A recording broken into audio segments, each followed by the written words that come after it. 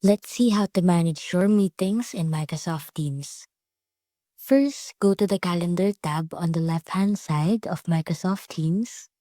This is where you'll see all of your scheduled meetings and events.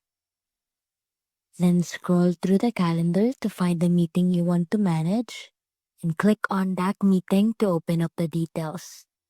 If you want to make changes to the meeting, click Edit.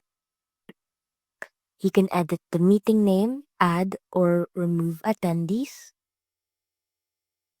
change the time as well, and also adjust other meeting settings. To manage your attendees, you can go to the invite section of the meeting. Here, you could add new people by typing their email addresses or select from your contacts.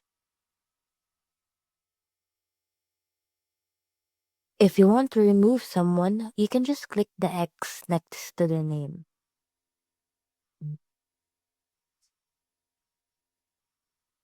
And that's how to manage your meetings in Microsoft Teams. See you soon.